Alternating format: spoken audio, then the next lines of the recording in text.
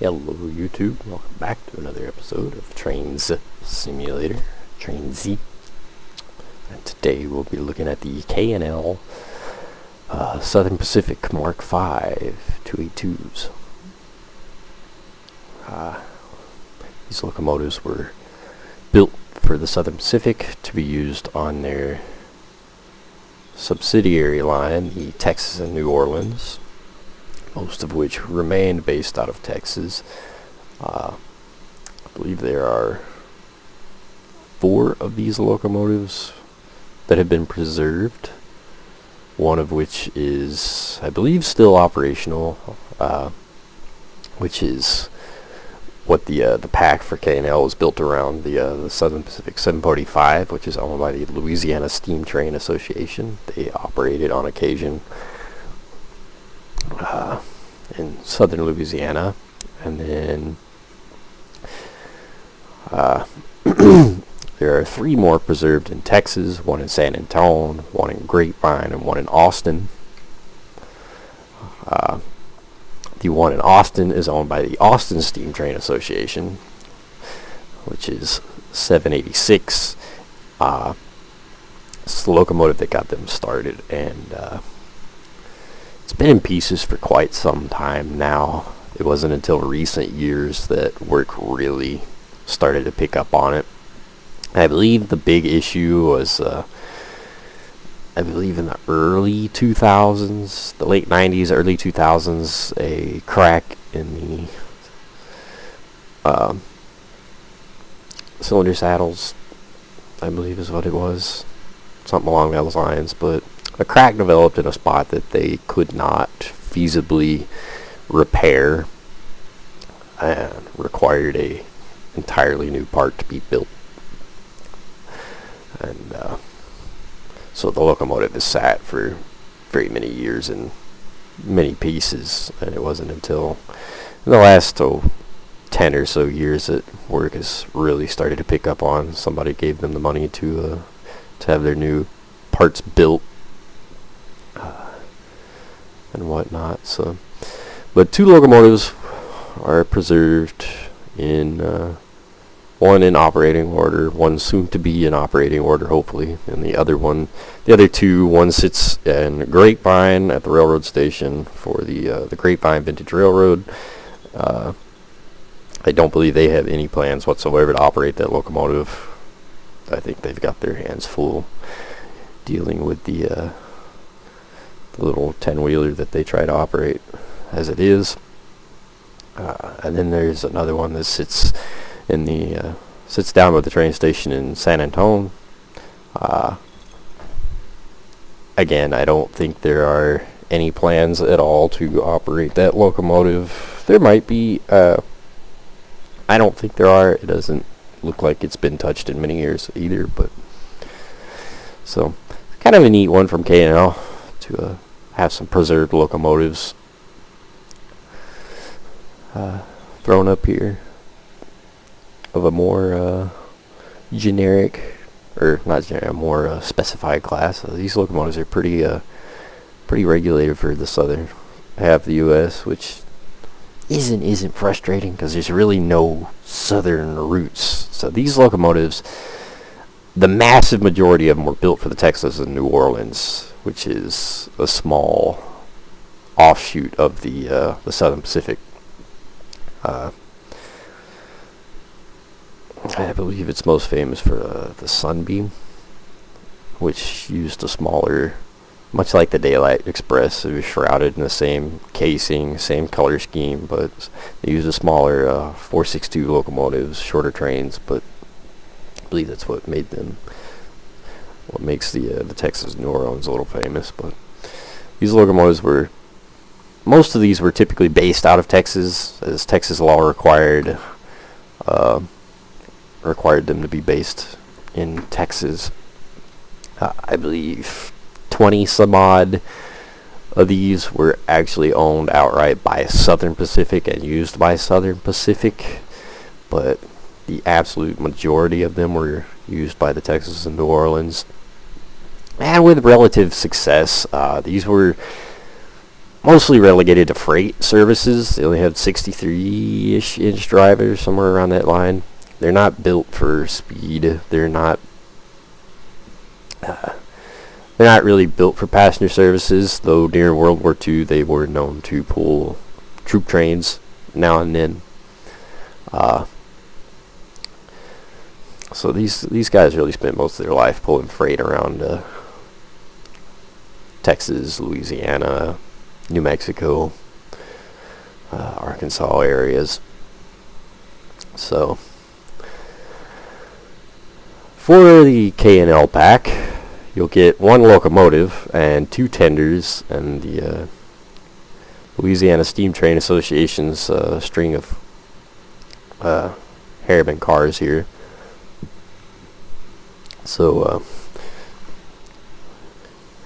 you'll get the MK5 locomotive, which is just the one example. While most locomotives, they've got some like minor details between them, as I know a good many of the later locomotives were shop-built locomotives, but I believe K&Ls are modeled after Alco because the 745 was built by Alco, possibly. I think it was Alco. Google pulls up Alco, Baldwin, and Lima as being builders, and then a couple web pages I read, most of the later locomotives were built by Southern Pacific themselves, but I believe K&L's is built after the Alco locomotive. So there are various details that changed throughout the years as locomotives went through rebuilds and such, but they opted to stick with the 745 as their base model. So that is the locomotive you will get. And then your tender, you will get a Spirit of Louisiana, which goes with 745 specifically, which, truth be told, there's no real difference between your regular tender and the Spirit tender. Your big difference is going to be the logo and the plaque here, because I believe 745 is listed as a national historic item,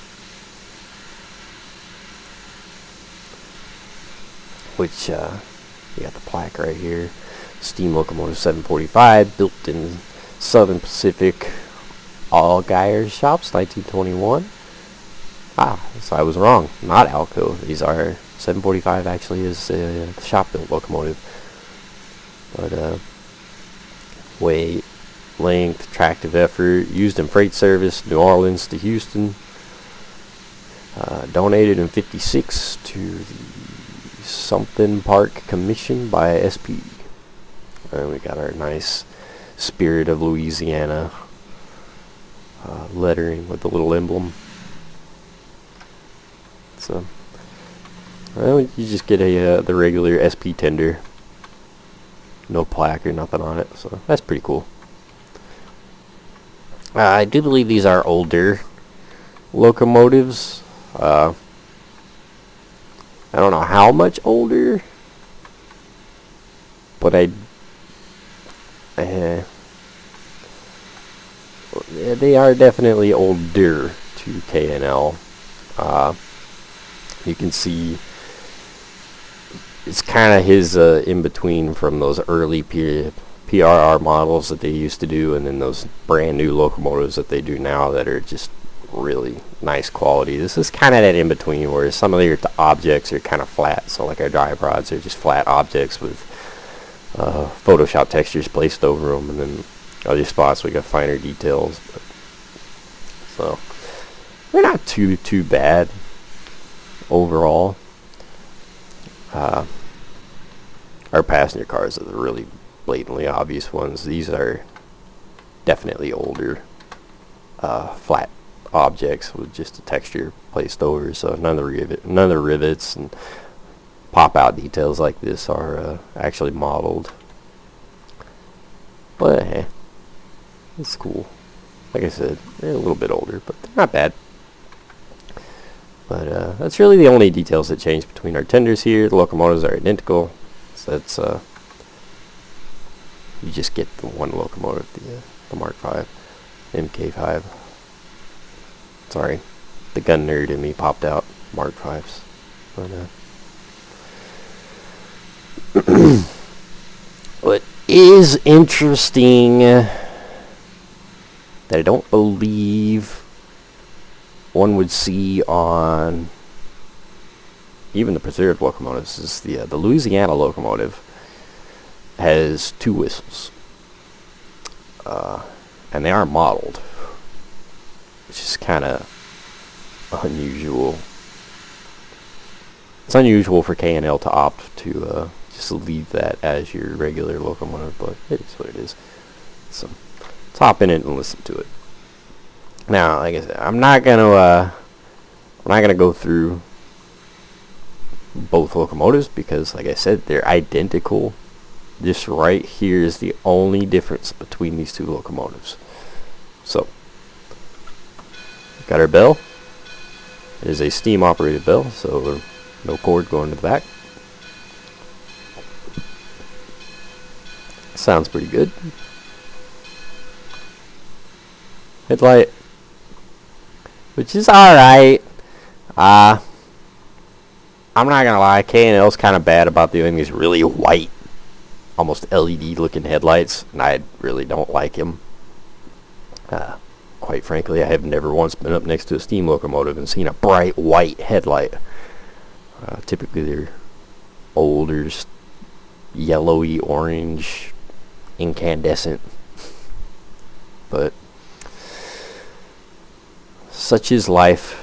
We see this all too often in just about every model put out for every major simulator at this point, but yeah, oh well. Not a huge fan of the color, but at least it's not that the Trainz simulator, that Railworks bright flare LED blinding BS. Not too bad. Whistle, so number 1 whistle.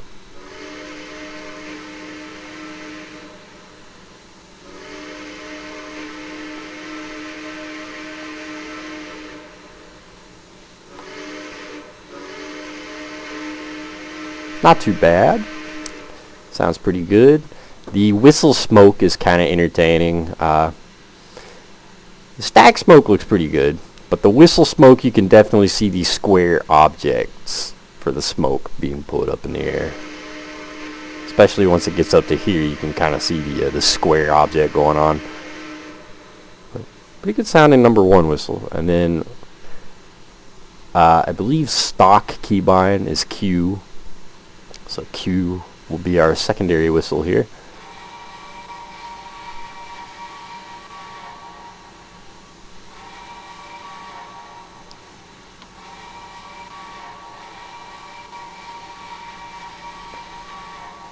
I have no honest clue what the backstory is on that whistle. Like, 0 whatsoever. No clue what it goes to. No clue where it came from. Information's a little fleeting on it. But hey, it's got a secondary whistle for those of you that enjoy that. I think it's a little bit high-pitched for my taste. Personally, I don't like high-pitched whistles. It reminds me too much of British whistles. Higher sounds like somebody screaming on the front of the locomotive, but you know, something like that.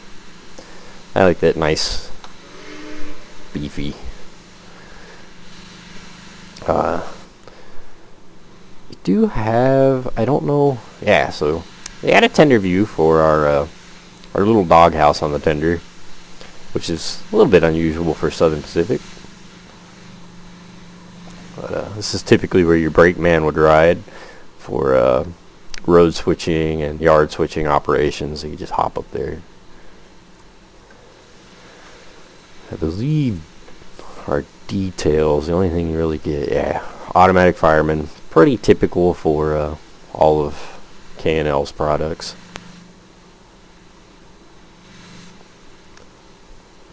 And our passenger cars, which I believe the association uses as tool cars, crew cars, and such for when they go out on tours. I don't know whether or not they own any other cars. They got a business car and 3 different baggage cars.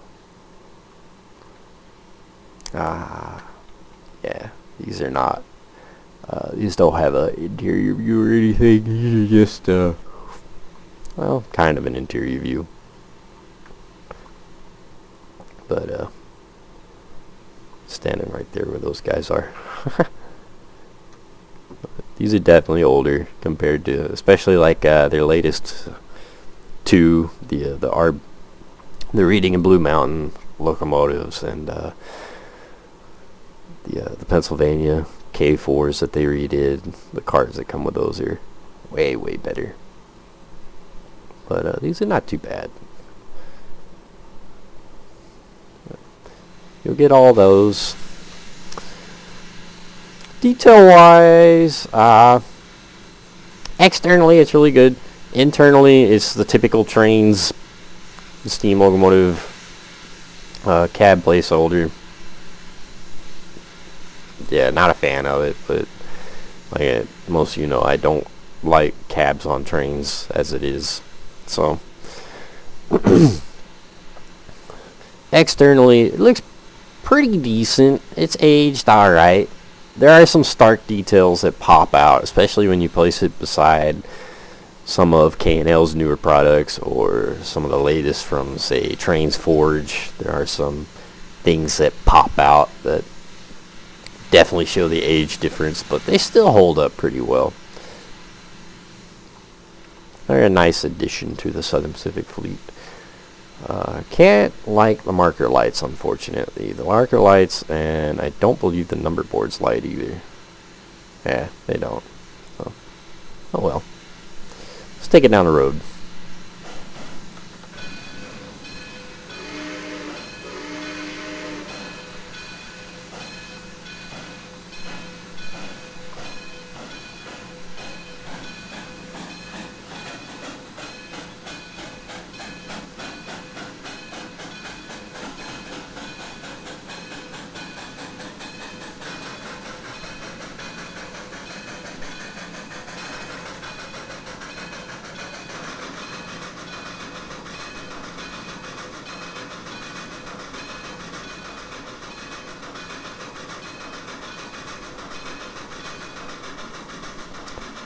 Not too bad. Yeah, the chef sounds are nothing new necessarily. They're, I believe, the same chef sounds K&L has used for all of their 282s and a handful of their other locomotives. So, you know, they're meh. They're not bad sounding per se. They're just, I don't know, I call them wore out, I guess, at this point.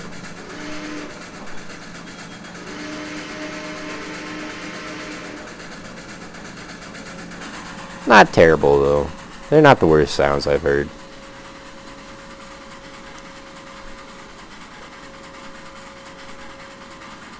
Really good looking locomotive. Really brutish looking for a 282.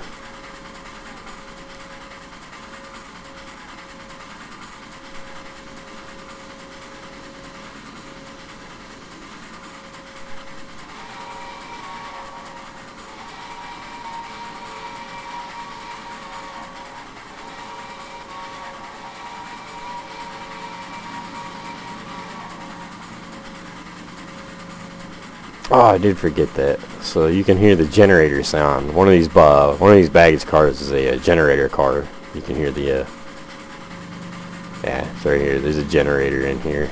Generator sound for powering the lighting and whatnot, I imagine.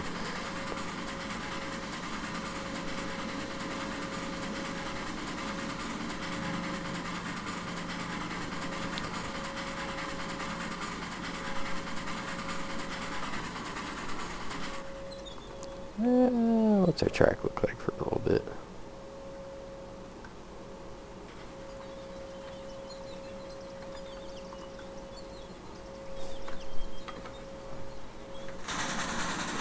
Brake speed limit.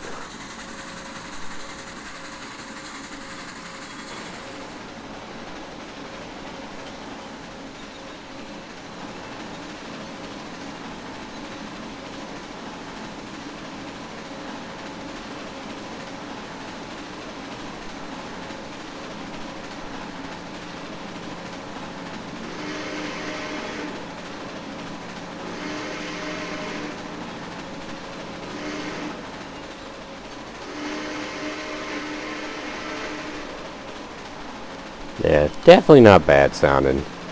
I like the at speed sounds better. But let's take it to 0. See how fast it comes to a stop. Without much of a train behind it, it'll should come to a stop pretty quick, honestly.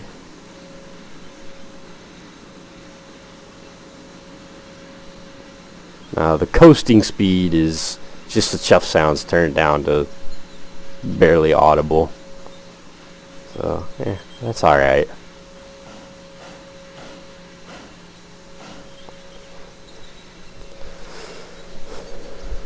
Not too bad. Like I said, it is a little bit older. Certain things do show, like our cab. You can clearly see the placeholder. But other than that, I don't really have many complaints. I like this locomotive overall. For those of you that are SP fans, it's probably a real good one to have in your roster.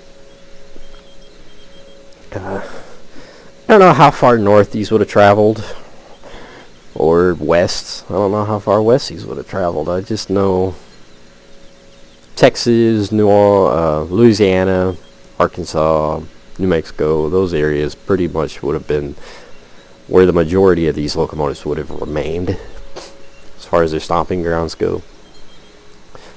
But yeah, I don't know where else, but still a nice one to have. Still not too bad looking. I believe these are either 750 or 650. I don't remember. But as always, link in the description. Hope you guys enjoyed, and I will see you next time.